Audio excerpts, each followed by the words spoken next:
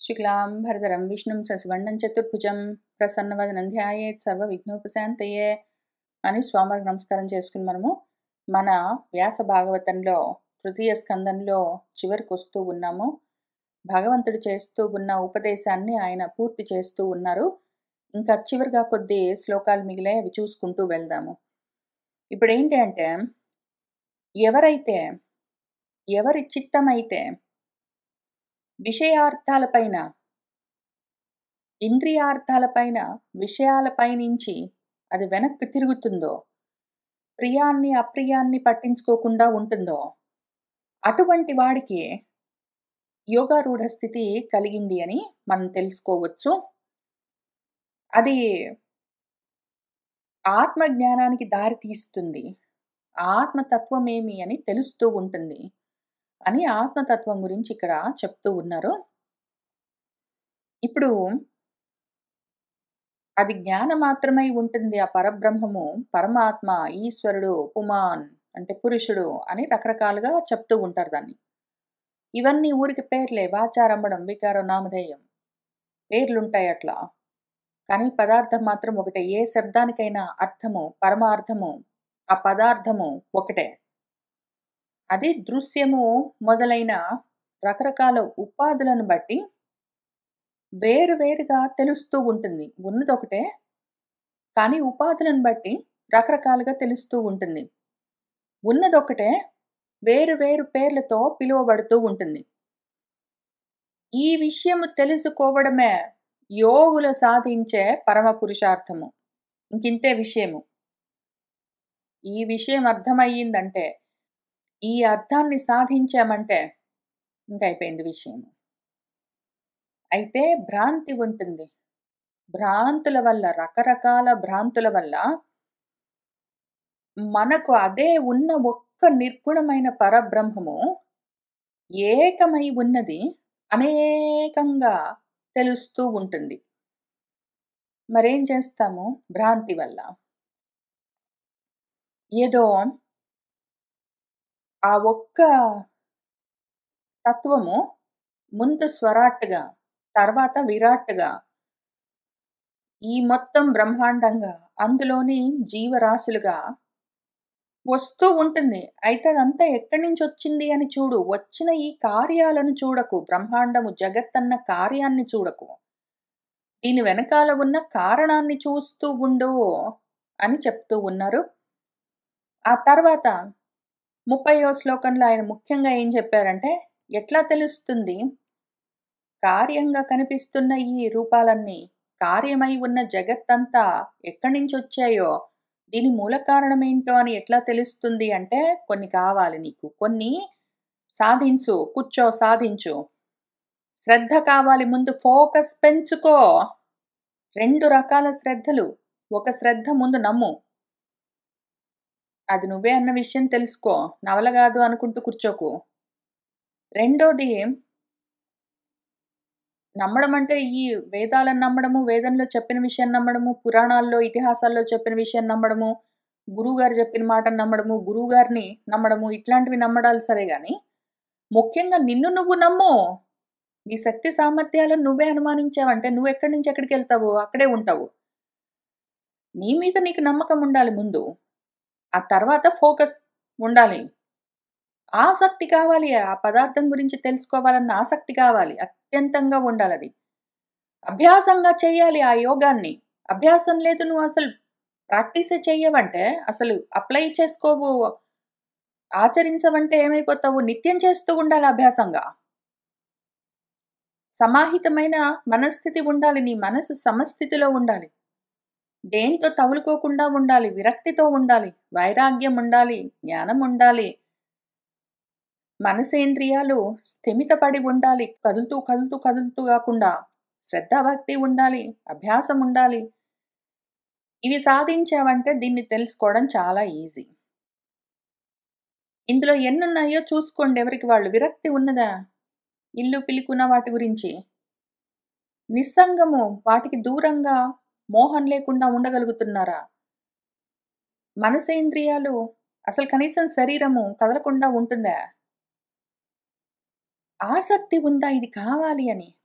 బయట ప్రాపంచికమైన విషయాల మీద ఉన్నంత ఆసక్తి, దాన్ని మించిన ఆసక్తి దీని మీద ఉన్నదా? విచిత్రం ఏంటంటే, ఈ పదార్థం ఏదున్నదో, అన్ని శబ్దాలకు అర్థరూపమైన పదార్థం ఏమున్నదో, దాన్ని తెలుసుకోవాలనుకున్న ఇంట్రెస్ట్ ఉన్నవాళ్ళు ఎంత పట్టుదలగా ఉంటారంటే, బయట సంసారంలో తిరుగుతున్న వాళ్ళు, ప్రజలు, జనరల్ మనుషులు ప్రాపంచికమైన విషయాల గురించి ఎంత పట్టుదలగా వాటిని సాధించడానికి చిత్తశుద్ధితోటి తిండి తిప్పలు లేకుండా ప్రయత్నాలు చేస్తారో, ఇంక ఎగ్జామ్స్ వచ్చాయంటే స్నానాలు చేయకుండా, గడ్డాలు చేసుకోకుండా, అన్నాలు తినకుండా, అంత ప్రాణం పోతుందన్నట్టు ఎట్లా చదువుకుంటారో. ఏదో ఇంటర్వ్యూస్ ఉన్నాయంటే మళ్ళీ మిగిలిన పనులన్నీ పక్కన పెట్టి ఎక్కడికి వెళ్ళడం మానేసి అన్నీ చేసి ఎంత పట్టుదలతో వాటి కోసం తాపత్రయపడి చదువుకుంటారో, ఈ ఆత్మతత్వం కావాలనుకున్న వాళ్ళు కూడా అంతే పట్టుదలగా చదువుకుంటూ ఉంటారు. అట్లాంటి వాళ్ళు ఉంటారు. ఎవ్వరూ ఉండరు అట్లా చదువుకునే వాళ్ళు. ప్రతాడు ఇదే పనిగా ప్రపంచంలోని విషయాల గురించే తిరుగుతుంటారని ఏముండదు. వాటి గురించి ఇంట్రెస్ట్ తగ్గుతున్న వాళ్ళు పట్టించుకోరు. అవేం జరిగినా సరే వాటి గురించి ఇంట్రెస్ట్ ఉండదు. దీని మీద అంత శ్రద్ధ, ధృతి, పట్టుదల ఉంటుంది. ఆ రకంగా ఉన్నవాళ్ళు ఉంటారు. వాళ్ళని చూసుకోవాలి. వాళ్ళతో పాటు కలిసి కూర్చొని చదవడం అభ్యాసం చేసుకోవాలి. వాళ్ళతో కలిసి కూర్చుని డిస్కస్ చేయడం పొద్దస్తమానం అభ్యాసం చేయాలి. ఈ అభ్యాసం ఎంతసేపు చేయాలంటే నిత్య సహా చేయాలి. ఎప్పుడూ చేయాలి. ఎప్పుడూ చేయాలి. ఎప్పుడూ చేయాలని ఆయన చెప్తారు. ఆయన ఇంకా ఆశ ఎక్కువ ఆయనకి. భగవంతుడికి ఆశ ఎక్కువ. మన మీద పాపం నమ్మకం ఎక్కువ. నాకు అందరి మీద అంత నమ్మకం లేదు. అంత చదువుకుంటారన్న ఆశ లేదు. కాబట్టి నిత్యం చేయమని అడగట్లేదు నేను. కనీసం 7, 8 గంటలు చదవమని చెప్తున్నాను. కనీసం 7, 8 గంటలు చదవమని అడుగుతున్నాను. కనీసం ఒకటో, రెండో గంటలు నాతోటి ఎట్లైనా కూర్చుంటారు. పోనీ దాన్ని యాడ్ చేసుకొని మళ్ళీ ఇంకొక 4, 5 గంటలు ప్రతిరోజు దానికి ఇంక సెలవులేం లేవు. నిత్య సహా అంటే ఎట్లా ఉండాలసలు? 2 రకాల లెవెల్స్ చెప్తాను. 3 లెవెల్స్ చెప్తాను. 2 ఎందుకు 3 లెవెల్స్‌లో చెప్తాను. మీరు ఏ లెవెల్‌లో ఉన్నారో చూసుకోండి. ఒకటి కనీసము ఇదిగో ఆఫీస్ పనుంది, ఇంట్లో పనుంది, బయట పనుంది, ఏవో అడ్డొచ్చాయి, ఎక్కడికో వెళ్ళాల్సొచ్చింది, ఏంటో జరిగింది, ఇవేవీ లేకపోతే, ఉద్యోగం, సద్యోగం లేకుండా ఖాళీగా కూర్చుంటే, ఏమీ తోచకపోతే, ఎవడు కొంపకి రాకపోతే, నేనే కొంపలకు పోకపోతే, నాకు నా వాళ్ళకి అందరికి ఆరోగ్యాలు అవన్నీ బానే ఉన్నాయి. రోగాలు లేకుండా, రొస్టులు లేకుండా బానే ఉన్నారు. ఇంకేమీ పని లేదు. మరేం తోచట్లేదు. ఇంకేం చేస్తాము? కాబట్టి చదువుకుందాము అని ఆ రకంగా చదువుకోవడం గాదు చదువంటే. మనం చదువుకునే చదువులివి. ఆ రకంగా చదివితే అంతంత మాత్రానికి వచ్చేదేముంది? ఏమీ రాదు. ఇది గూడా మళ్ళీ 3 లెవెల్స్‌లో ఇక్కడి నుంచి చెప్పుకుంటూ వెళ్తాను. ఇనీషియల్‌గా 7, 8 గంటలు ఒకవేళ ప్రయత్నం చేస్తే 10, 15 నిమిషాలకు పనికొచ్చేంత అర్థమవ్వడం గూడా కష్టం.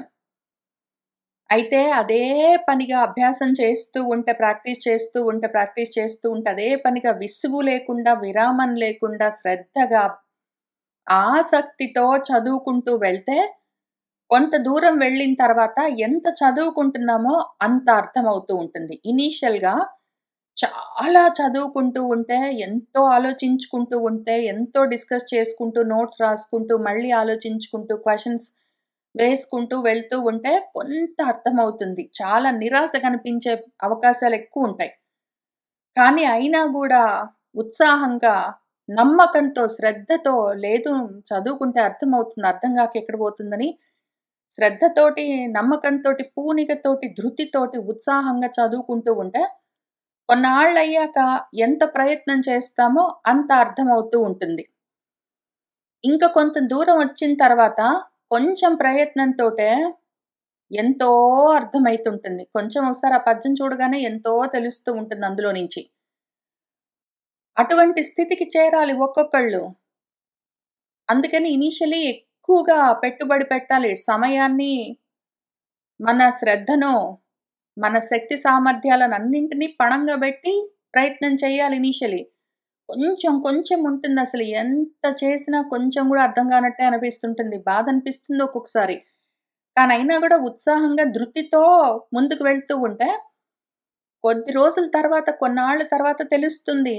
ఎంత చదువుతుంటే అంత యాజ్ ఇట్ ఈస్‌గా అర్థమైతుంటుంది. కొన్నాళ్ళకి అసలు కొంచెం ప్రయత్నంతో క్లియర్‌గా తెలుస్తూ ఉంటుంది. అటువంటి స్థితికి చేరాలి. ఇంత చెయ్యాలి అంటే ఎంత ప్రయత్నం చెయ్యాలి? ఏమి పని లేనప్పుడు ఖాళీగా కూర్చున్నప్పుడు, తోచనప్పుడు అలవాటైంది కాబట్టి కొంచెం చేద్దాం అట్లా కాదు. యాక్చువల్‌గా ఇనీషియల్‌గా ఇప్పుడిప్పుడే మొదలుపెడుతున్న వాళ్ళు చాలా ఎక్కువ చేయవలసి ఉంటుంది. చాలా ఎక్కువ చేయాలి యాక్చువల్‌గా చదువుకోవడం, వినడం, ఆలోచించడం, నోట్స్ రాసుకోవడం అవన్నీ. సరే అవన్నీ చేస్తే ఎంతసేపు చేస్తాము? వేరే పనులన్నీ అయిపోయినాక కాదు. వేరే పనులన్నీ తగ్గించుకుంటూ, మానుకుంటూ దీన్ని చేసుకుంటూ రావాలి. ఎట్లా అంటే పంచకృత్యాలుంటాయి. మనం ప్రతిరోజు చేసే పంచకృత్యాలుంటాయి. ఆహార, విహార, నిద్ర, మైథున, మేహనాలని ఒక 5 ఉంటాయి. ఆహారం అంటే అన్నం తినడం. మేహనం అంటే బాత్రూమ్‌కెళ్ళి రావడం. నిద్ర అంటే పడుకోవడం. విహారం అంటే అటు ఇటు తిరగడం. మైథునం అంటే ఏదో కోరికలతోటి ఉండడం. ఈ పంచకృత్యాలని మాత్రం మానుకోం గదా! పోనీ పంచకృత్యాల్లో మైథునం లాంటివి కొంచెం అప్పుడప్పుడు చేసినా చేయకపోయినా, విహారం అంటే ప్రతిరోజు బయటికి తిరగకపోయినా ఎక్కడో దగ్గరకైతే కొంచెం అయినా తిరగవలసొస్తుంది. ఎన్నో కొన్నైతే తప్పకుండా ప్రతిరోజు అన్నం తినడం, పడుకోవడం, బాత్రూమ్‌కెళ్ళి రావడం ఇట్లాంటివైతే ఎట్లా చేస్తామో తప్పనిసరిగా. ఎవరైనా చచ్చిపోయారో, ఎవరో పుట్టారో, నేను వేరే దేశం వెళ్ళాను, ఆఫీస్ పనున్నది, ఏమీ పని లేదు అని అన్ని సిట్యుయేషన్స్‌లో కూడా మానుకోకుండా చేసేదేమి అన్నం తినడం, బాత్రూమ్‌కెళ్ళి రావడం, పడుకోవడం ఈ 3 అయితే గ్యారంటీగా చేస్తాం గదా! ఆ 3 పనులతో మిగిలిన 2 పక్కన పెట్టినా గూడా, ఈ 3 పనులతో పాటు మన చదువు కూడా యాడ్ చేసుకోవాలి. 7, 8 అవర్స్ మినిమమ్ చదువుకోవడము. ఈ 3 పనులతో పాటు కలిపి పెట్టేసుకోవాలింకా. పెట్టేసుకున్నప్పుడు ఏం జరుగుతుంది? ఇనీషియల్‌గా ప్రయత్నం మీద వేరేవన్నీ ఎవరైనా మన ఇంటికొచ్చినా సరే మన చదువు ఆగొద్దు. మనం ఎక్కడికైనా వెళ్ళాల్సొచ్చినా చదువు ఆగొద్దు. మనము ఉద్యోగం చేసినా చదువు ఆగొద్దు. అన్నం తినడం, బాత్రూమ్‌కెళ్ళడం, పడుకోవడం ఈ 3 పనులు ఎట్లా ప్రతిరోజు చేస్తామో తప్పనిసరిగా, కావాలంటే పూజ చేస్తే చేస్తాం, మానుకుంటే మానుకుంటాం, స్నానం చేస్తే చేస్తాం, మానుకుంటే మానుకుంటాం గానీ, తిండి తినడం, బాత్రూమ్‌కెళ్ళి రావడం, పడుకోవడం అయితే మానుకోం గదా! అట్లానే ఈ నాలుగోది అందులో యాడ్ చేసుకొని తప్పనిసరిగా చేయాలి ఇనీషియలీ. కొంత దూరం వచ్చిన తర్వాత ఎట్లా ఉంటుంది అంటే, ముందు ప్రయత్నం మీద అన్నం తిన్నట్టు, బాత్రూమ్‌కెళ్ళొచ్చినట్టు, పడుకున్నట్టు చేసినా గూడా, తర్వాత అప్రయత్నంగా జరుగుతూ ఉండాలి. ఆ అప్రయత్నం ఎట్లా ఉండాలంటే, చెవు దగ్గర ఏదో శబ్దం అయితే, చెవి ఆటోమేటిక్‌గా వింటుంటుంది. ముక్కు దగ్గర నుంచి ఏదో వాసన వెళ్తుంటే, ముక్కు ఆటోమేటిక్‌గా పట్టుకుంటుంది. కంటి ముందేదో ఉన్నదంటే కన్ను ఆటోమేటిక్‌గా చూస్తూ ఉంటుంది. అట్లా ఆటోమేటిక్‌గా, అప్రయత్నంగా జరగాలి చదువు. ఇంకప్పుడు బలవంతంగా అన్నం గూడా తిందామని ప్రయత్నం మీద లేవడం, పడుకోవడానికి గూడా ప్రయత్నం మీద లేవడం, బాత్రూమ్‌కెళ్ళి రావడం అట్లాంటివి గూడా ప్రయత్నం మీద చేయడం చేస్తాము. అట్లా ప్రయత్నం మీద ఇది కూడా చేయాలి మానుకోకుండా. రెండే 2 కారణాలకి ఈ 4 పనులు మానుకోవచ్చు. మనము చెయ్యకుండా ప్రయత్నం మీద చెయ్యకుండా 2 కారణాలకి ఈ 4 పనులు మానుకోవచ్చు. అన్నం తినకపోవడమో, పడుకోకపోవడమో, బాత్రూమ్‌కెళ్ళి రావడం, మానుకోవడం ఇట్లాంటివన్నీ మనం చచ్చిపోతే చేయక్కర్లేదు ఇంకప్పుడు. ఇంకప్పుడు ఫ్రీ మనము ఫ్రీ. అట్లనే మనం చచ్చిపోతే చదువుకోవడం మానేయొచ్చు. ఈజీ. రెండో సమయము ఎప్పుడు మనము అన్నం తినడం, బాత్రూమ్‌కెళ్ళి రావడం, పడుకోవడం అన్న 3 పనులు ఇంకొకసారి మనం ప్రయత్నం మీద చేయవలసిన పని ఎప్పుడుండదు అంటే, బుద్ధి పని చెయ్యట్లేదంటే సొంతంగా అన్నం తినడం, సొంతంగా బాత్రూమ్‌కెళ్ళి రావడం, సొంతంగా పడుకోవడం ఇట్లాంటి పోనీ పడుకోవడం అంటే దాని గురించి నేను చెప్పలేను గానీ, బుద్ధి పని చేయట్లేదంటే సొంతంగా తినడం, బాత్రూమ్‌కెళ్ళి రావడం ఎట్లా ఉండవో, అట్లానే బుద్ధి పని చేయట్లేదంటే చదువుకోక్కర్లేదు. ఇంక అప్పుడు ఎక్స్‌క్యూజ్ అది. బుద్ధి పని చేయట్లేదంటే చదువుకోవడం మానేయొచ్చు. చచ్చిపోతే అవకాశం ఉండదు. సరిపోతుంది దానికి దానికి. ఆ 2 ఎక్సెప్షన్స్. బతికున్నంత వరకు అందుకనే నిత్యశః చేయవలసిందే. ఎక్సెప్షన్ లేదు. తర్వాత నెక్స్ట్ స్టెప్ ప్రయత్నం మీద అన్నం తినడం, పడుకోవడం, బాత్రూమ్‌కెళ్ళొచ్చినట్టు ప్రయత్నం మీద ఇనీషియల్లీ చేసినా గూడా, కొంత దూరం వెళ్ళిన తర్వాత ఏదో కంటి ముందు ఏదైనా ఉంటే చూసినట్టు, చెవు దగ్గర ఏదైనా ఉంటే విన్నట్టు, ఏదో ముక్కు దగ్గర నుంచి ఏదో వెళ్తుంటే వాసన చూసినట్టు, మనం ఆటోమేటిక్‌గా చదువుకోవడం చేస్తూ ఉండాలి. అంత అప్రయత్నంగా ఉండాలి. అంత ఆటోమేటిక్ ఉండాలి. అంత నీ జర్క్ రియాక్షన్ లాగా ఉండాలి. దానికి స్పెషల్‌గా మనం ఆలోచించి ప్రయత్నం చేయవలసిన అవసరం లేకుండా ఉండాలి. ఇంక దాని తర్వాత ఫైనల్ స్టెప్, ఫైనల్ సిట్యుయేషన్ ఎట్లా ఉండాలంటే, ఊపిరి పీలుస్తున్నంత నేచురల్‌గా ఉండాలి. ఆటోమేటిక్ గూడా గాదు. నేచురల్‌గా ఉండాలి చదువుకోవడం. అన్ని గంటలు కూర్చొని చదువుకోవడము నేచురల్‌గా ఉండాలి. ఆ స్థితికి చేరాలి. చేరము, కుదరదు, మా వల్ల గాదు అంటే ఎవరైనా చేస్తారేమోనండి, మాకు చాలా పనులున్నాయండి అని ఇవన్నీ చెప్పారంటే మీరసలు ఇది వినడానికి గూడా పనికిరారు. ఇది వినడానికి గూడా యోగ్యత లేదు మీకని అర్థం. భగవంతుడు ఇంత జెప్తాడు ఎందుకు ఉపయోగం లేదు. చేయండి ప్రయత్నం. లాభం ఎంతుంటుందో తెలుస్తుంది. ప్రయత్నమే చేయకుండా కూర్చుంటే ఎన్నాళ్ళు వింటారు? నేను చెప్తాను. గురువుగారికి సిగ్గులేదు ఆయన చెప్తాడు. నాకు సిగ్గులేదు నేను చెప్తాను. మీరు కూర్చొని వినండి ఇంక అదే పని. ఎప్పటికో ఒకప్పటికి ఈ ఈ సైకిల్ బ్రేక్ చేయాలి గదా! మీరక్కడి నుంచి ముందుకైతే వెళ్ళాలి గదా! సరే ఇంతకది. అందుకని ఆయన నిత్యసహ అని బెట్టాడు. అది నిత్యసహ అంటే చిన్న విషయం గాదు. క్లారిఫై చేయవలసున్నది. అందుకని చెప్తున్నాను. క్లారిఫికేషన్ అంత దూరం చెప్పాల్సొచ్చింది. నిత్యము అభ్యాసం చేయడం అంటే అది. ఆ రకంగా చేయాలి. ఎంత నేచురల్‌గా ఉండాలంటే చదువుకోవడం. ఊపిరి పీల్చినట్టుండాలి ఇంక. దాని నుంచి దూరం అవ్వడానికి వీల్లేదు. అంత నేచురల్‌గా శ్రద్ధ, భక్తి, అంత నేచురల్‌గా విరక్తి, అంత నేచురల్‌గా సమాహిత బుద్ధి ఉండి తీరాలి. అట్లా ఉంటేనే తెలిసేదది. లేకపోతే తెలిసే విషయం గాదు. సరే ఇంకిప్పుడు కొత్త పద్యాలు కొన్ని చూద్దాము. ఇతి ఏతత్ కథితం గుర్వి జ్ఞానం తద్బ్రహ్మ దర్శనం ఏన అవబుధ్యతే తత్వం ప్రకృతేః పురుషస్య చ. కాబట్టి గురువి, నాకు మీరందరూ గురువులై ఉన్నారు. నాకన్నా పెద్దవాళ్ళు మీరందరూ. ఇక్కడ కూర్చొని వింటున్న వాళ్ళలో అందరూ నాకన్నా పెద్దవాళ్ళే. నాకన్నా గొప్పవాళ్ళే. వయస్సులో నాకన్నా వృద్ధులు. జ్ఞానంలో, అనుభవంలో, తెలివితేటల్లో అన్ని రకాలుగా నాకన్నా పెద్దవాళ్ళున్నారు. అయినా కూడా నేనిక్కడ గురుస్థానంలో కూర్చొని ఎందుకు చెప్తున్నాను? 30లో చెప్పినవే లోపించాయి గాబట్టి. అంత మాత్రాన లేకుండా పోలేదు. అంత బరువైన, గహనమైన ఆత్మతత్వమై ఉన్నారు. అయినా నేను చూపించవలసి వస్తుంది. కాబట్టి వినండి. మన దేవహూతికి కపిలుల వారు చెప్తున్నది, నేను మీకు చెప్తున్నది చూస్తూ వెళ్ళండి. ఇదంతా ఇన్ని శ్లోకాల్లో, ఇన్ని వందల శ్లోకాల్లో ఏదైతే పురుషుడు, ప్రకృతి అని ఉన్నాయి, వాటి వల్ల ఈ సాకారమైన, సగుణమైన జగత్తంతా కలిగింది. వీటన్నిటికి మూలమైన నిర్గుణమైన బ్రహ్మం ఒకటి ఉన్నది అన్న విషయం గురించి తెలుసుకోవడము దేనివల్ల కలుగుతుందో అటువంటి తత్వ జ్ఞానాన్ని ఆ బ్రహ్మను దర్శనం చేయించే ఆత్మ జ్ఞానాన్ని నీకు కథితం చెప్పబడ్డది. ప్రకృతి పురుషులని ఎవరో ఉన్నారు. వాళ్ళ వల్ల ఈ జగత్తంతా వచ్చింది అంటే వస్తే వచ్చింది. అసలు ప్రకృతి పురుషులంటే ఏంటి? ఆ తత్వాలేంటి? వాటెనకాల ఉన్న అసలు తాత్వికమైన పదార్థం ఏంటి? అని తత్వజ్ఞానం మొత్తము, యథార్థ జ్ఞానమంతా నీకోసం నేను చెప్పాను. బ్రహ్మజ్ఞానం అది. దానివల్ల బ్రహ్మ దర్శనం కలుగుతుంది. నేను చెప్పిన ఏ జ్ఞానం ఉన్నదో దానివల్ల బ్రహ్మము తెలుస్తుంది అవబుధ్యతే. ఇప్పుడు ఇంకొక క్లారిఫికేషన్ చేస్తానమ్మా. ఇన్ని వందల శ్లోకాల్లో నేను చాలా విషయాలు చెప్పాను గాబట్టి కన్‌ఫ్యూజన్ లాగుంటుంది. కాబట్టి సింపుల్‌గా ఒక మాట చెప్తాను విను. జ్ఞానయోగः च मन्निष्ठः नैर्गुण्यः भक्तिलक्षणः द्वयोः अपि एकः एव अर्थः भगवत्शब्दलक्षणः. మత్నిష్టః నా స్థితి, నా స్థానమేమి అంటే నైర్గుణ్యం, నిర్గుణమే నా లక్షణం. దీని గురించి తెలుసుకోవడానికి కొన్ని మార్గాలుంటాయి. జ్ఞానయోగ మార్గమని చెప్తూ ఉంటారు.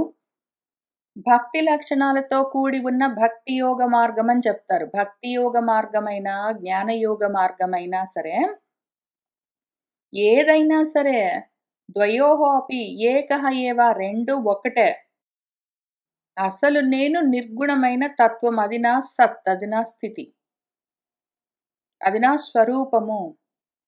దాన్ని తెలిపేందుకు జ్ఞాన యోగాలనుంటాయి, భక్తి యోగాలనుంటాయి. ఏ మార్గాన్ని పట్టుకున్నా సరే చివరికి కలిగే ఫలితము, అర్థము, ఫలము ఒక్కటే. అసలు భగవాన్ అన్న శబ్దానికి లక్షణము, భగవంతుడు అన్న శబ్దానికి అర్థము ఏదున్నదో అది నేను. దాన్ని సాధించడానికి జ్ఞాన మార్గం, భక్తి మార్గం అని చెప్తారు, కానీ రెండు కాదు, రెండు ఒక్కటే అని చెప్తూ ఉన్నారు. ఒక్కటే అయి ఉన్నా కూడా రెండు మార్గాలుగా ఎందుకు కనిపిస్తాయంటే, వేరు వేరు బుద్ధులతో, శ్రద్ధలతో చూస్తూ ఉన్న వాళ్లకు వేరు వేరుగా తెలుస్తూ ఉంటుంది. వేరు వేరు ఇంద్రియాలకు వేరు వేరుగా పదార్థాలు తెలుస్తూ ఉన్నట్టు, ఉన్నది ఒకటే అయినా కూడా వేరు వేరుగా తెలుస్తూ ఉంటుంది అని చెప్తూ ఉన్నారు. ఏతత్ కథితం గుర్వి జ్ఞానం తద్ బ్రహ్మ దర్శనం ఏన అవబుధ్యతే తత్వం ప్రకృతేః పురుషస్య చ. జ్ఞానయోగః చ మన్నిష్టః నైర్గుణ్యః భక్తి లక్షణః ద్వయోః అపి ఏకః ఏవ అర్థః భగవత్ శబ్ద లక్షణః. యథా ఇంద్రియైః పృథక్ ద్వారైః అర్థః బహుగుణాశ్రయః ఏకః నానా ఈయతే తద్వత్ భగవాన్ శాస్త్రవర్తమభిః. మామూలుగా అయితే ఒక పదార్థం ఉన్నదనుకోండి, ఆ పదార్థము ఒక్కటే ఏకః అయి ఉన్నా కూడా ఎన్నో గుణాలను ఆశ్రయించి ఉండడం చేత రకరకాల ఇంద్రియ ద్వారాల గుండా అది ఎన్నో విధాలుగా తెలియబడుతూ ఉంటుంది. ఒక ఎగ్జాంపుల్ చెప్పి మళ్ళీ దీన్ని ఎక్స్ప్లెయిన్ చేస్తాను. ఒక మామిడి పండు ఉన్నదనుకోండి, ఆ మామిడి పండు అన్నది ఒకటే పదార్థము. ఆ ఒక్క మామిడి పండు అన్న పదార్థము మనకు ఎన్నో ద్వారాలుగా లోపలికి వస్తుంటుంది. దాని గురించిన ఇన్ఫర్మేషన్ మనకు ఎన్నో ద్వారాలుగా, ఇంద్రియాలన్న ద్వారాలుగా లోపలికి వస్తుంటుంది. ఒకటి చర్మము, చర్మం అన్న ఇంద్రియం ద్వారా దాని టెక్స్చర్ తెలుస్తుంటుంది. ముక్కు అన్న ఇంద్రియం ద్వారా దాని వాసన తెలుస్తుంది, అది ఎంత పండింది అని. మామిడి పండు పండిన వాసన వెంటనే ముక్కుకు తెలుస్తుంటుంది. చూడగానే కంటికి దాని రూపాన్ని చూపిస్తుంటున్న రూపం చూడగానే ఇది మామిడి పండు అని తెలుస్తుంటుంది. అట్లానే నాలుకకు రుచి, మామిడి పండు రుచి స్పెషల్గా తెలుస్తుంటుంది. మామిడి పండు తింటూ ఉన్నప్పుడు, కొరుకుతూ ఉన్నప్పుడు ఆ శబ్దము తెలుస్తూ ఉంటుంది. కాబట్టి ఒక్కటే పదార్థము, మామిడి పండు అన్నది ఒక్క పదార్థము, ఏకః ఏవ. అయితే బహుగుణాశ్రయమై అందులో ఇన్ని గుణాలు ఉండడం చేత రకరకాల ద్వారాలు, ఇంద్రియ ద్వారాల ద్వారా అది నానాకంగా, అనేకంగా ఈయతే తెలియబడుతూ ఉంటుంది. తద్వత్ అట్లానే భగవంతుడు రకరకాల శాస్త్రాల ద్వారా, ఆ వర్త్మ అంటే మార్గము, రకరకాల శాస్త్ర మార్గాల ద్వారా తెలియబడుతూ ఉంటాడు. భారతంలో, భాగవతంలో, రామాయణంలో, భగవద్గీతలో ఎందులో చదివినా సరే ఏవేవో రకరకాలుగా ఉన్నట్టు తెలుస్తుంది. కపిలుడు, కృష్ణుడు, రాముడు, అమ్మవారు, సీతమ్మ అని ఎన్నెన్నో తెలుస్తూ ఉంటాయి. రకరకాలుగా చెప్పబడుతూ ఉన్న ఈ మొత్తం విషయము ఎన్ని శాస్త్ర మార్గాలు, ఎన్ని ధర్మశాస్త్రాల ద్వారా తెలుసుకున్నా కూడా ఒక్కటే ఉంటుంది అది. అయితే రకరకాలుగా ఎందుకు తెలుస్తుంది అంటే ఉపాధులను బట్టి. ఒక్కొక్క దాంట్లో నుంచి కొంత కొంత తెలుస్తూ ఉంటుంది. ఒక్కొక్క శాస్త్రము కొంత కొంత చెప్పగలదు. ఒక్కొక్క శాస్త్రము ఆ భగవత్ పదార్థం గురించి కొంత కొంత చెప్తూ ఉంటుంది. ఆ భగవత్ గుణాలు కొంత కొంత చెప్తూ ఉంటే ఆ ఒక్కొక్క శాస్త్రం నుంచి ఆ కొన్ని కొన్ని గుణాలు తెలుస్తూ ఉంటాయి. మనం ఏం చేస్తాము, మామిడి పండు రుచి చూసి, కంటితో చూసి, చెవులతో దాని శబ్దం కావాలంటే విని, చర్మంతో దాని మృదుత్వాన్ని దాన్ని చూస్తూ, నాలుకతో రుచి చూస్తూ, కొంత కొంత ఇన్ఫర్మేషన్ కదా! ఒక్కొక్క ఇంద్రియం ద్వారా కొంత కొంత ఇన్ఫర్మేషనే లోపలికొస్తుంటుంది. వీటన్నిటిని మళ్ళీ మనం అసిమిలేట్ చేసుకుంటాం. మొత్తం అంతా ప్రాసెస్ చేసి అంతా కలిపి మామిడి పండు అని ఒక్క పదార్థాన్ని కలిపి తెలుసుకుంటాము. అట్లానే రకరకాల శాస్త్రాల ద్వారా తెలియబడుతున్నదంతా, రకరకాల శాస్త్రాలు చెప్తూ ఉన్నదంతా ఒకటే పదార్థం గురించి. ఇన్ని చదివి మనము ఆ ఉన్న ఒక్కదాన్ని తెలుసుకోవాలి. ఇన్ని చదివితే ఇన్నున్నాయనుకోవద్దు. ఇన్ని చదివి ఇన్నున్నాయనుకోవద్దు. ఇన్ని చదివి ఇవన్నీ చెప్తున్నది ఒకటే విషయం అని తెలుసుకోవాలి. అట్లా కలిపి చూసుకోగలగాలి అని ఆయన చాలా క్లియర్‌గా ఎక్స్‌ప్లెయిన్ చేస్తున్నారు. యథా ఇంద్రియైః పృథగ్ద్వారైః అర్థః బహుగుణాశ్రయః ఏకః నానా ఈయతే తద్వత్ భగవాన్ శాస్త్రవర్త్మభిః క్రియయా క్రతుభిః దానైః తపః స్వాధ్యాయమర్శనైః ఆత్మేంద్రియ జయేనాపి సన్యాసేన చ కర్మణాం యోగేన వివిధాంగేన భక్తియోగేన చైవ హి ధర్మేణ ఉభయచిహ్నేన యః ప్రవృత్తి నివృత్తిమాన్ ఆత్మతత్వావబోధేన వైరాగ్యేణ దృఢేన చ ఈయతే భగవాన్ ఏభిః సగుణః నిర్గుణః స్వదృక్. ఇప్పుడు ఇంకొక ముఖ్యమైన విషయం చెప్తున్నారు. ఫోకస్ చేసి వింటున్న వాళ్ళ కోసం చెప్తున్నాను. ముఖ్యంగా ఇన్ని శాస్త్రాల ద్వారా తెలియబడేది ఒకే తత్వమైన ఆ ఆత్మ, భగవంతుడని పిలుస్తాము. పరమాత్మ అంటాము, పుమాన్ అంటాము, బ్రహ్మ అంటాము. ఏదైనా సరే అదొక తత్వం ఉన్నది. అది శాస్త్రాల వల్ల తెలియబడుతూ ఉంటుంది. అయితే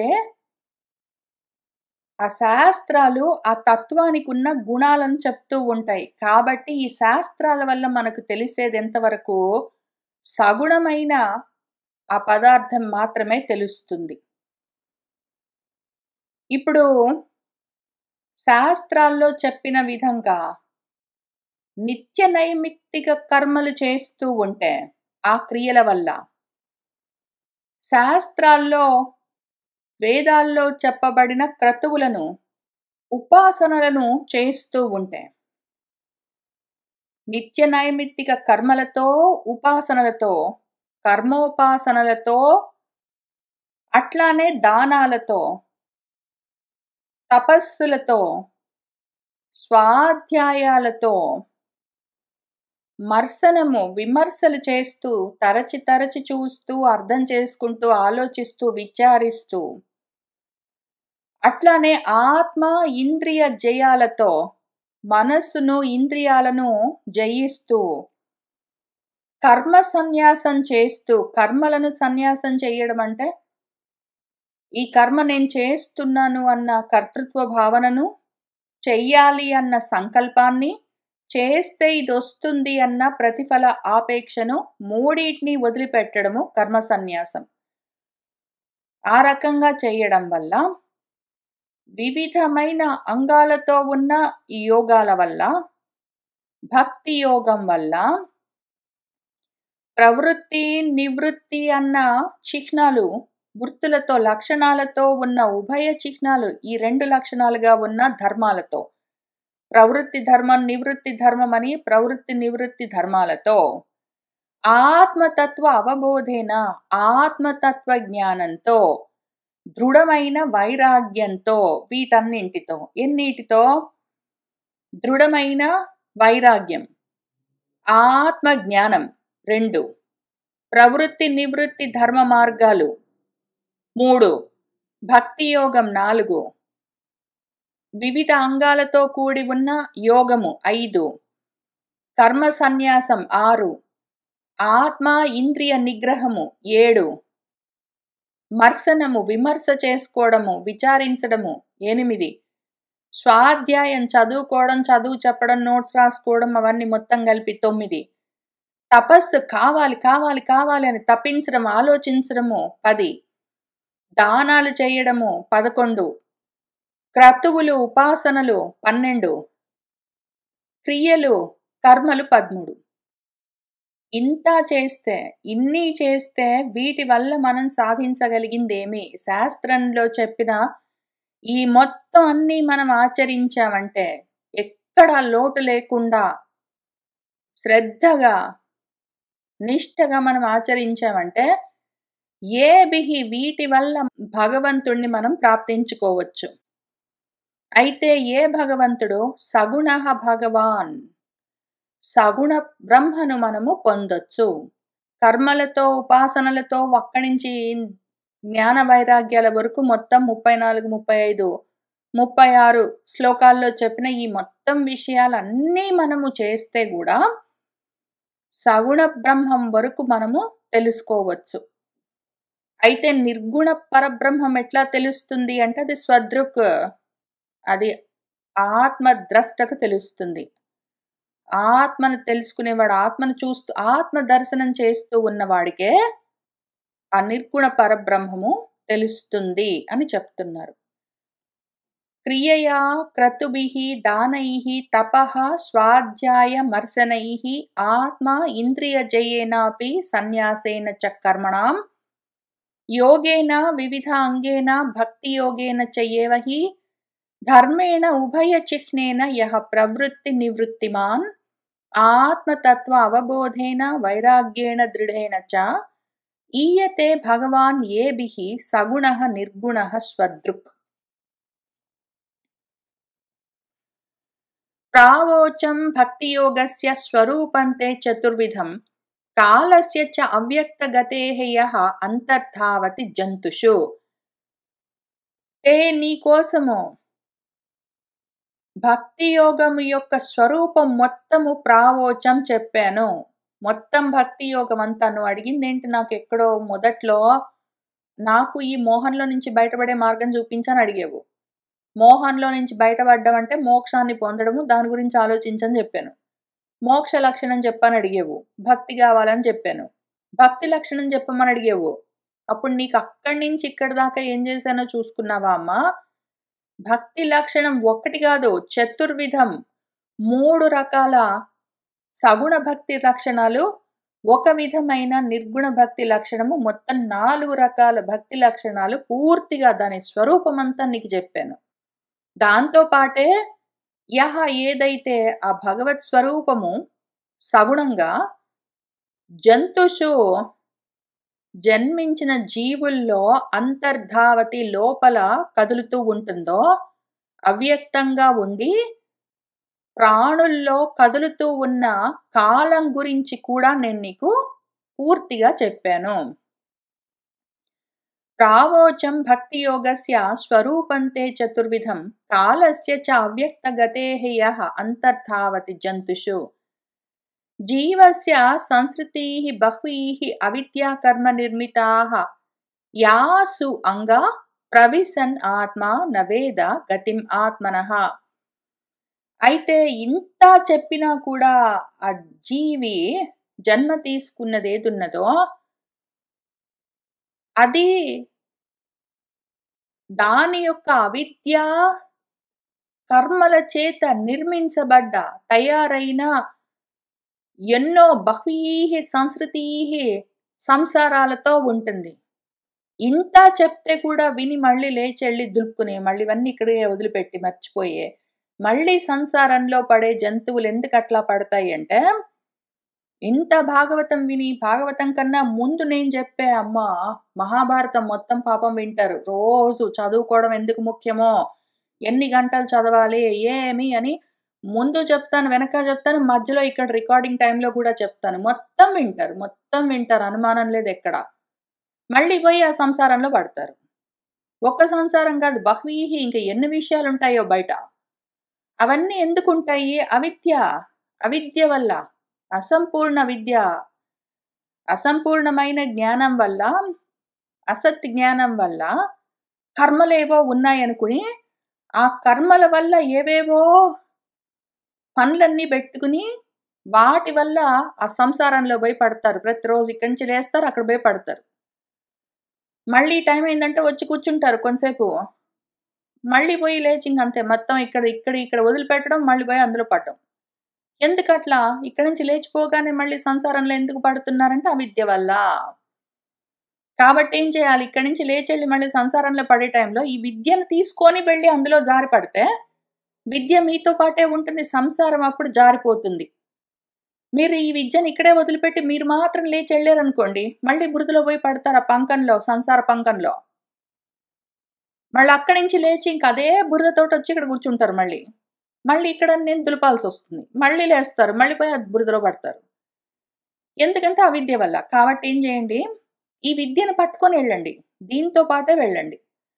ఆ బయట ఉన్న అవిద్యని, ఆ సంసారాన్ని, సంసారంలో ఉన్న రకరకాల మీరు ఊహించుకుంటున్న ప్రాబ్లమ్స్‌ని, మీరు కల్పించుకున్న కర్మల్ని బెట్టుకుని, వాటన్నింటిని పట్టుకుని ఇక్కడికి రావద్దు.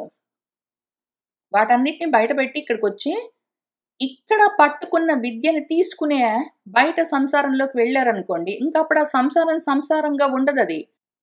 ఇంకప్పుడది నిశ్రేయసమై, మీకు మోక్షమై ఉంటుంది.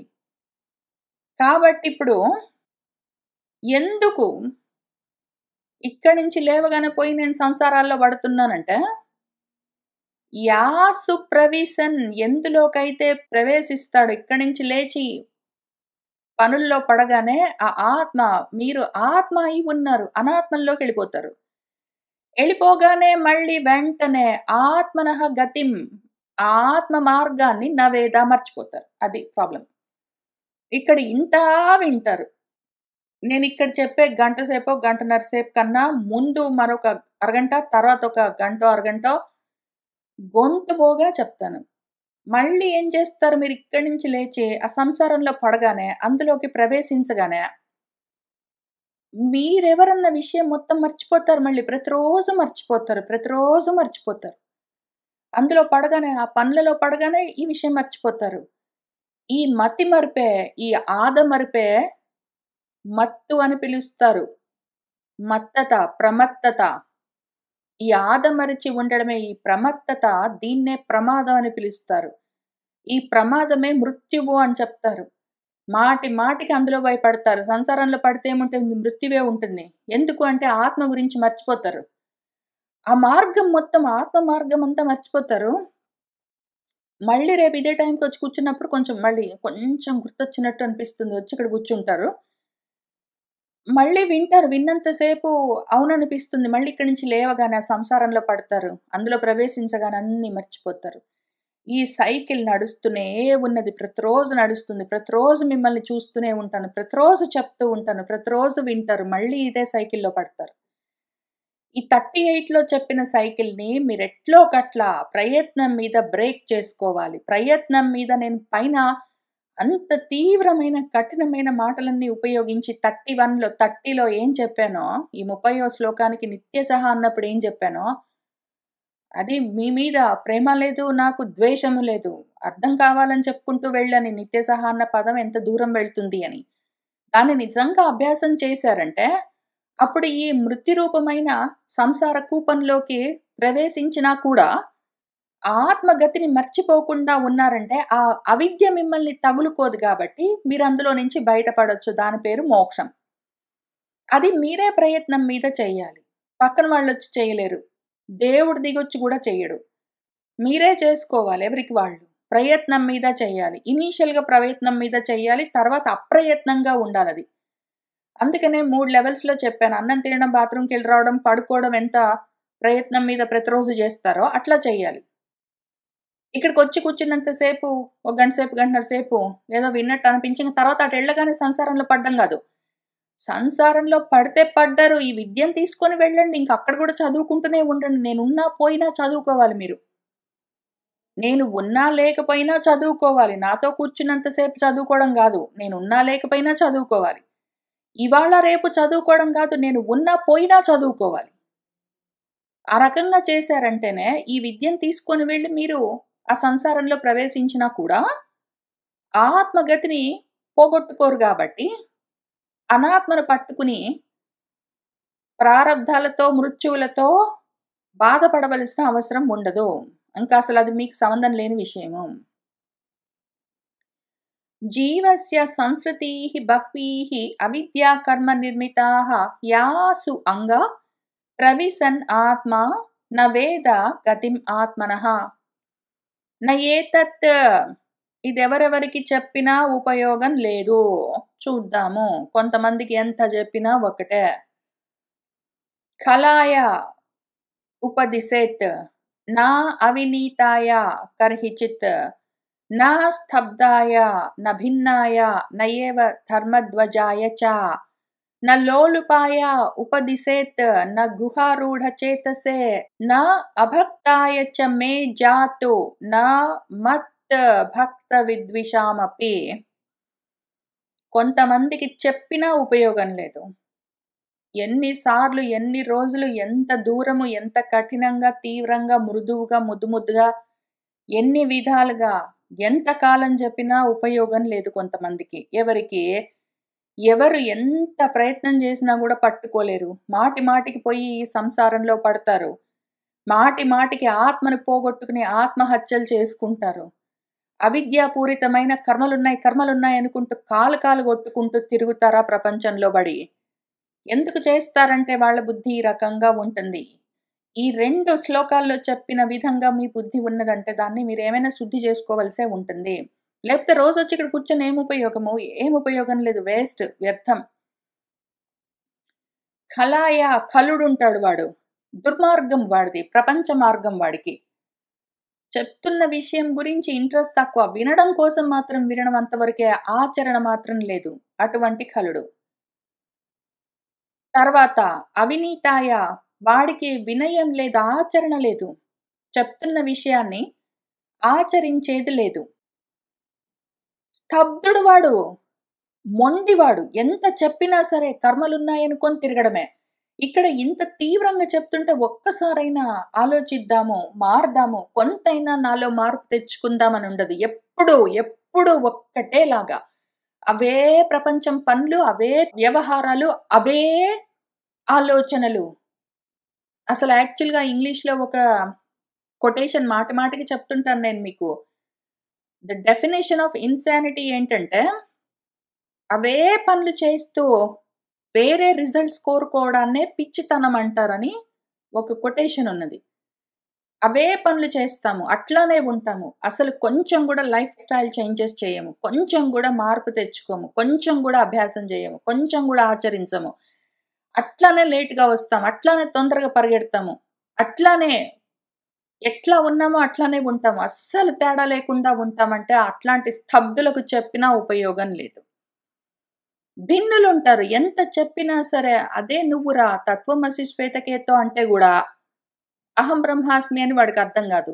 ఇంకేంటో ఉన్నది, ఎవరో ఉన్నారు నాకొచ్చి ఏంటో చేసి పెట్టాలి, ఎవరో నాకు మోక్షం ఇవ్వాలి, ఎవరో నాకు జ్ఞానం ఇవ్వాలి, ఎవరో నా కోసం ఇదంతా అర్థమయ్యేట్టు చెయ్యాలి అంటారు. ఎవరొచ్చి చెయ్యరు. మీకు మీరే అర్థం చేసుకోవాలి, మోక్షం సాధించుకోవాలి, మీరే అహం బ్రహ్మ అని అర్థం చేసుకోవాలి. అయితే ఆ భేద బుద్ధి ఉంటుంది. పైగా ప్రతిదానికి వేరుగా చూసే బుద్ధి ఏదున్నదో, భేద బుద్ధి ఉన్నవాడికి, తమో రజో గుణాలతో ఉన్నవాడికి ఇది చెప్పినా అర్థం కాదు. ధర్మధ్వజాయ ఊరికేనే చూపాకారానికి, నామకార్థానికి మాత్రము వింటున్నట్టు, చదువుకుంటున్నట్టు, పూజలు చేస్తున్నట్టు, ఇవన్నీ యాక్షన్ మాత్రము, కర్మలు మాత్రం చేయగలరు. ఊరికే ధర్మధ్వజులు వాళ్ళు. ధర్మధ్వజులకి మన ఆంధ్రభారతి వాళ్ళు రాసిన అర్థం చాలా మంచి అర్థం రాశారు. జీవనార్థం సన్యాసి వేషం వేసుకున్నవాడు అని అర్థం రాశారు దానికి. ఏదో బ్రతుకు తెరువు కోసము సన్యాసిగా వేషం వేసుకున్న వాళ్ళు, లేదా కపట ధార్మికులు అని ఇంకొక అర్థం రాశారు. వాళ్ళ ధర్మమూర్తుల్లాగా ఉంటారు, ధర్మమే మాట్లాడతారు, ఇది నా ధర్మం అండి, ఇవి నా కర్మలండి అనుకుంటూ చేస్తారు. వాళ్ళందరూ, ఆ యాక్టర్లందరూ ఎవరున్నారో, ఆ కపట స్వభావం ఉన్న వాళ్ళందరూ భగవంతుడు ఈ భగవద్గీతలో చెప్పినా, ఆ భగవద్గీతలో చెప్పినా, ఎక్కడ చెప్పినా సరే వినడం వరకే తప్ప, వింటున్నట్టు నటించడమే తప్ప యాక్చువల్గా ఆచరించే లేని వాళ్ళు ఎవరున్నారో అటువంటి వాళ్ళందరూ ధర్మధ్వజులు. ఊరికినే విన్నట్టుగా కనిపిస్తారు, ఆచరించరు. వాళ్ళకి చెప్పినా వాళ్ళకి అర్థం కాదు, వాళ్ళు ఏమీ సాధించలేరు. లోలుపులు ఉంటారు.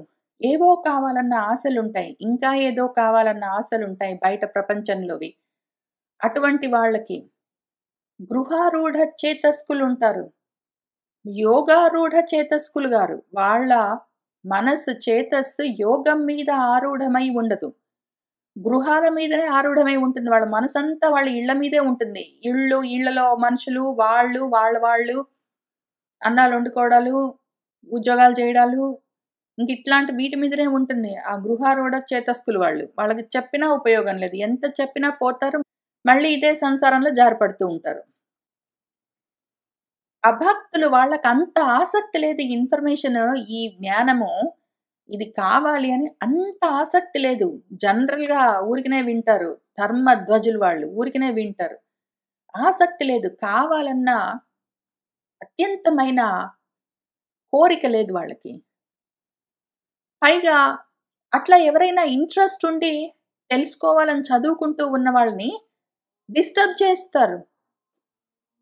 ఆ భక్తులెవరున్నారో అత్యంత ఆసక్తితో ఈ విషయాలన్నీ తెలుసుకుంటూ ఉంటారో, వాళ్ళని డిస్టర్బ్ చేస్తారు. ఇంక వీళ్ళు అన్ని రూపాల్లో ఉంటారు. కూతుర్లలాగా ఉంటారు, కొడుకుల్లాగా ఉంటారు, భర్తల్లాగా ఉంటారు, భార్యల్లాగా ఉంటారు. అమ్మలు, అక్కలు, అన్నలు, చెల్లెళ్ళు, నాన్నలు అన్ని రూపాల్లో ఉంటారు. చదువుకునే వాళ్ళని డిస్టర్బ్ చేస్తుంటారు. ఎంతసేపు చదువుతావు? ఎప్పుడు అక్కడే కూర్చుంటావా? వేరే పనులున్నాయి రా! ఇవాళ చదువుకోకపోతే పర్వాలేదులే అని అట్లా డిస్టర్బ్ చేసేవాళ్ళుంటారు. ఈ డిస్టర్బ్ చేసేవాళ్ళు అసలు చదువుకునే వాళ్ళనే చదువుకోనివ్వరంట. ఇదంతా దేని గురించున్న ఇన్ని శాస్త్రాలు చెప్తున్నది దేని గురించో తెలుసుకుంటాను అని పాపం ప్రయత్నం చేసుకుంటున్న వాడినే చేసుకోనీయకుండా డిస్టర్బ్ చేస్తున్న వాళ్ళు, వాళ్ళు సొంతంగా ఎందుకు చేసుకుంటారు? వాళ్ళు చేసుకోరు. అసలు ఆసక్తే లేకపోతే వాళ్ళేమి సాధిస్తారు? ఇంటి పైన వాళ్ళకు బలంగా ఉంటుంది ఇంట్రెస్ట్. ఈ యోగం మీద ఉండకపోతే వాళ్ళకి ఇంకేం అసలు ఇంట్రెస్టే లేకపోతే ఏం చేస్తాం? ఏవో కావాలన్న ఆశలెక్కువుంటాయి. ఇది కావాలన్న కోరిక తక్కువుంటుంది. అసలుండదు లేకపోతే. ఊరికనే యాక్షన్ చేయగలరు. భేద బుద్ధితోటుంటారు. స్తబ్దులు చెప్తే మాట వినరు. మొండివాళ్ళు. ఎంత చెప్పినా ఇంతే. వింటారు కానీ ఏమి చేంజ్ ఉండదు. వాళ్ళలో ఏ మార్పు ఉండదు. అవినీతులు వాళ్ళు ఏమీ ఆచరించరు. కలులు, దుర్మార్గులు ప్రపంచ మార్గంలో ఉంటారు. ఇట్లాంటి వాళ్ళకు నా ఉపదిశత్ చెప్పొద్దు అన్నారు. నా ఉపదిశత్ చెప్పొద్దు అని జెప్పారు. ఎందుకు చెప్పొద్దు అన్నారంటే, చెప్పినా గూడా వాళ్ళు పట్టుకోలేరు. వాళ్లకు నీకు సమయం వృధా అని చెప్పారు. అయినా గూడా చెప్పే ధర్మం ఉన్నవాళ్ళు, స్వాధ్యాయంలో ఉన్నవాళ్ళు, ఆ బ్రహ్మ మార్గంలో ఉన్నవాళ్ళు చెప్తూ ఉంటారు మళ్ళీ. వినేవాళ్ళు వింటారు. వినేవాళ్ళలో ఒక్కడున్నా చాలు. చాలా మంది వింటారని ఎవరు చెప్పరు యాక్చువల్లీ. అర్జునుడికి భగవద్గీత అక్కడ కృష్ణ గీత చెప్తున్నప్పుడు కృష్ణుడికి ఒక్కడే ఒకడున్నాడు అర్జునుడు. శుకుడికి ఒక్కడే ఉన్నాడు పరీక్షిత్. వేరే వాళ్ళు వింటే విన్నారు. ఇన్సిడెంటల్. ఏదో మైత్రేయ మహర్షికి ఒక్కడే ఒకడున్నాడు వినేవాడు విదురుడు. అట్లా ఎవరో ఒకళ్ళుంటారు వినేవాళ్ళు. వాళ్ళ కోసం చెప్తాము. మిగిలిన వాళ్ళందరూ ఉండొచ్చు ఆ చుట్టుపక్కల. వింటే వింటారు. ఊరికనే వింటారు. వాళ్ళకు ఉపయోగం ఉండొచ్చు, ఉండకపోవచ్చు. వాళ్ళకి చెప్పే ఉపయోగం లేదు చెప్పొద్దన్నారు. చెప్తే చెప్పు వాళ్ళెట్లయినా వినరు అని చెప్తున్నారు. న ఏతత్ ఖలాయ ఉపదిశేత్ న అవినీతాయ కర్హిచిత్ న స్తబ్దాయ న భిన్నాయ న ఏవ ధర్మధ్వజాయ చ న లోలుపాయ ఉపదిశేత్ న గృహారూఢ చేతసే న అభక్తాయ చ మే జాతు న మద్ భక్త ద్విషామపి. పోనీ సరే వీళ్ళందరూ పోతే పోయారు.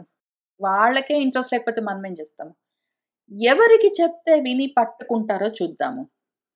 శ్రద్ధదానాయ భక్తాయ వినీతాయ అనసూయవే భూతేషు కృతమైత్రాయ శుశ్రూషాభిరతాయ చ బహిర్జాత విరాగాయ శాంత చిత్తాయ దీయతాం నిర్మత్సరాయ శుచయే యస్యాహం ప్రేయసాం ప్రియః.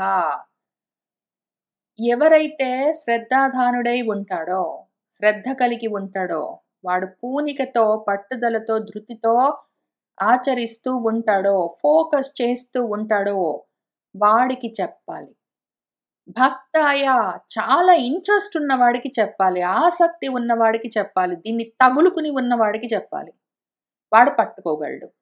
వినీతాయ అభ్యాసం చేయగలిగిన వాడికి, డిసిప్లిన్ క్రమశిక్షణ ఉన్నవాడికి చెప్పాలి, వాడు విని అర్థం చేసుకోగలడు. అనసూయ అసూయ లేని వాడికి, మంచి చెప్తుంటే అందులో దోషాన్ని వెతికే వాడికి చెప్పినా ఉపయోగం లేదు. మంచి చెప్తుంటే మంచైనా చెడైనా ఏది చెప్పినా సరే అందులో మంచిని గ్రహించగలిగిన వాడికి చెప్తే వాడు పట్టుకోగలడు. భూతేషు కృతమైత్రాయ సర్వప్రాణుల పట్ల, వాడి సొంత శరీరంతో సహా అన్నింటి పట్ల దయతో ఉన్నవాడు. శుశ్రూష అంటే వాడికి అభిరతి ఎక్కువ, సేవించడం, చెప్తూ ఉన్న విషయాన్ని గ్రహించడం అంటే వాడికి ఇంట్రెస్ట్ ఎక్కువ. బహిః జాత విరాగాయ బాహ్య విషయాలపైన వైరాగ్యము జాతము కలిగినవాడు.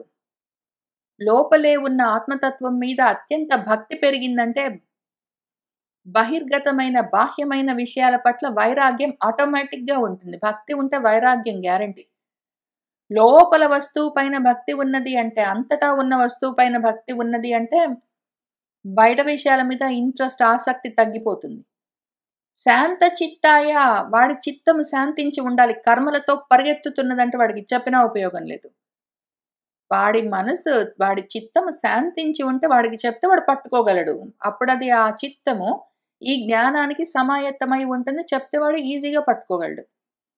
నిర్మత్సరాయ నేను అన్న అహంభావము, ఆ మదము, మత్తు, ప్రమత్తత, ప్రమాదము లేని వాడెవడున్నాడో, అలర్ట్గా అప్రమత్తంగా ఉండి శ్రద్ధగా వినేవాడుంటే వాడికి చెప్తే వాడు పట్టుకోగలడు. శుచి కలిగిన వాడికి, త్రికరణ శుచి ఉన్నవాడికి ఏది అంటాడో వాడు అదే చేస్తాడు. ఏది వాడు మనసులో అనుకుంటాడో అదే అంటాడు, అదే చేస్తాడు. వాడు మనసులో ఒకటి అనుకుంటాడు, ఏదో అంటాడు, అది సరిగ్గా చేయడు, లేదా సరిగ్గా చెప్పడు, ఏంటేంటో చేస్తుంటాడు. అట్లా ఆ మూడిటికి కనెక్షన్ సరిగ్గా లేకపోతే, వాటి ఇష్టం వచ్చినట్టు ఆ 3 కరణాలు 3 విధాలుగా వాటి ఇష్టం వచ్చినట్టు పనిచేస్తుంటే వాడికి చెప్పినా కూడా ఇది పట్టుకోలేడు. వాడి త్రికరణాలు ఒక్క మాట, ఒక్క చేత, ఒక్క ఆలోచనగా ఉండాలి. ఒకటే దాని మీద నిలబడి ఉండాలి. ఆ రకంగా ఉన్నవాడికి చెప్తే పట్టుకోగలడు. ఒక మాట చెప్పడం, దాన్ని చేయడమో, చేయకుండా మానుకోవడమో, మార్చేయడమో, మర్చిపోవడమో, గుర్తులేదనడమో, ఆ రకంగా చేసేవాడికి చెప్తే ఇది చాలా కష్టమైన సబ్జెక్ట్ వాడు చేయలేడు. ఎవరికైతే నేను ప్రేయసాం ప్రియ, అన్నింటికన్నా నేను ప్రియమై ఎవరికి ఉంటానో వాడికి చెప్తే వింటాడు. ఇది ఇంట్రెస్ట్ బాగానే ఉంది కానండి, మా అమ్మాయి ఏమైందంటేనండి, మా అమ్మాయి డిన్నర్ టైం అయింది రా మమ్మీ అన్నది, అందుకని వెళ్ళిపోయాను. లేదా ఏదో మా అబ్బాయి ఫోన్ చేశాడు అందుకని మాట్లాడాల్సి వచ్చింది. ఏదో మా మామగారు పిలిచాడు అందుకని వెళ్ళాల్సి వచ్చింది. ఏదో మా అక్కయ్య వాళ్ళ ఇంటికి వెళ్ళాల్సి వచ్చింది. అవన్నీ ముఖ్యము, అవన్నీ ప్రియము, అవన్నీ ఇంట్రెస్ట్. భార్య, భర్త, అక్క, చెల్లెలు, అమ్మ, నాన్న, అత్త, మామ, ఇంట్లో వాళ్ళు, బయట వాళ్ళు, పిల్లలు అందరి ఇంట్రెస్ట్. నా మీద తక్కువ ఇంట్రెస్ట్ ఉంటే అట్లాంటి వాడికి చెప్పినా నన్ను పట్టుకోలేడు. అన్నింటికన్నా నేనెక్కువ ఇష్టం అని అనుకునేవాడికి చెప్తే వాడు వెంటనే నా గురించి అర్థం చేసుకోగలడు, పట్టుకోగలడు అని. శ్రద్ధ ఉన్నవాడికి, ఆసక్తి, ఇంట్రెస్ట్ ఉన్నవాడికి, ఫోకస్ ఉన్నవాడికి, ఇంట్రెస్ట్ ఉన్నవాడికి, డిసిప్లిన్ ఉన్నవాడికి, క్రమశిక్షణ ఉన్నవాడికి, మంచి పట్టుకోగలిగిన జ్ఞానం ఉన్నవాడికి, దయతో ఉన్నవాడికి, తెలుసుకోవాలన్న ఇంట్రెస్ట్ ఉన్నవాడికి, గ్రహించాలి చెప్తున్న విషయమన్న ఇంట్రెస్ట్ ఉన్నవాడికి, బయట విషయాల మీద ఇంట్రెస్ట్ తగ్గిపోయిన వాడికి, చిత్తము శాంతించి ఉన్నవాడికి, నేను అన్న అహంకారం లేని వాడికి, త్రికరణాలు ఒకటే విధంగా పనిచేస్తున్న వాడికి, నేనంటే చాలా ఇష్టం, అన్నింటికన్నా నేను ఎక్కువ ఇష్టం అని ఎవడికి ఉంటుందో వాడికి ఇది దీయతాం, ఇవ్వవలసి ఉంటుంది ఈ జ్ఞానము. వేరే వాళ్ళకి ఇచ్చినా వాళ్ళు పట్టుకోలేరు. శ్రద్ధదానాయ భక్తాయ వినీతాయ అనసూయవే భూతేషు కృతమైత్రాయ శుశ్రూషాభిరతాయ చ బహిర్జాత విరాగాయ శాంతచిత్తాయ దీయతాం నిర్మత్సరాయ శుచయే యస్యాహం ప్రేయసాం ప్రియః. ఏ ఇదం శృణుయాత్ అంబా శ్రద్ధయా పురుషః సకృత్ యః వా అభిధత్తే మచ్చిత్తః సహ హి ఏతి పదవీంచమే. అంబా అమ్మా, యః ఎవరైతే పురుషః మనిషి శ్రద్ధగా దీన్ని ఈ చెప్పిన జ్ఞానాన్ని సకృత్ ఒక్కసారైనా సరే వాడు శృణుయాత్ విన్నాడంటే, శ్రద్ధగా ఫోకస్ తోటి డిసిప్లిన్ తోటి ఒక్కసారి వాడు విన్నా కూడా దాన్ని పట్టుకోగలడు. దాని తర్వాత నెమ్మదిగా ఆచరించి వాడు ఏం చెయ్యొచ్చు? మే పదవీం హి ఏతి, నా స్థితిని పొందుతాడు. వాడు శ్రద్ధగా ఒక్కసారైనా ఫోకస్ చేసి విన్నాడంటే, నేను చెప్పినట్టు నిత్య సహా అభ్యాసం చేశాడంటే, నా పదవిని నా స్థితిని పొందుతాడు, నేనవుతాడు. యః ఎవరైతే మచ్చిత్తః అభిధత్తే, నన్నే మనసులో పెట్టుకుని నా గురించే చెప్తూ ఉంటాడో వాడు కూడా నన్నే పొందుతాడు. ఎవరైతే నా గురించి వింటాడో, ఎవరైతే నా గురించి చెప్తాడో అట్లాంటి వాళ్ళు నా స్థితిని చేరుతారు అని భగవంతుడు ఆశీర్వచనము ప్రమాణము రెండూ చేస్తున్నారు. యః ఇదం శృణుయాత్ అంబా శ్రద్ధయా పురుషః సకృత్ యః వా అభిధత్తే మచ్చిత్తః సహ హి ఏతి పదవీంచమే. इति श्रीमद्भागवते महापुराणे पारमहंस्यां संहितायां तृतीयस्कन्धे కాపిలేయే 32వ అధ్యాయః. దీంతో భగవంతుడి ప్రవచనం పూర్తయింది. ఆ తర్వాత మన దేవహూతి ఆమెకి ఏం అర్థమైందో భగవంతుడికి ఏ స్తుతి రూపంలో చెప్తుంది. ఇంకా తర్వాత ఈ స్కందం పూర్తవుతుంది. ఆ తర్వాత మనము భగవంతుడు ఈ భగవద్గీతలో కాపిలేయ ఉపాఖ్యానంలో ఏమి చెప్పారు అన్న విషయం మొత్తము పైనుంచి కింది దాకా ఒకసారి పునశ్చరణ చేసుకుని మొత్తం విచారించుకుని ఆ తర్వాత మళ్ళీ మనము తర్వాత స్కందంలోకి వెళ్ళొచ్చు. ముందు 33వ అధ్యాయం పూర్తి చేసుకుని వెనక్కి వచ్చి ఈ మొత్తం భగవద్గీతని పైనుంచి కింది దాకా చూసుకుని ఆ తర్వాత మళ్ళీ 4వ స్కందం మొదలు పెట్టుకుందాము. సర్వం శ్రీకృష్ణ పరబ్రహ్మ పాదార విందార్పణమస్తు.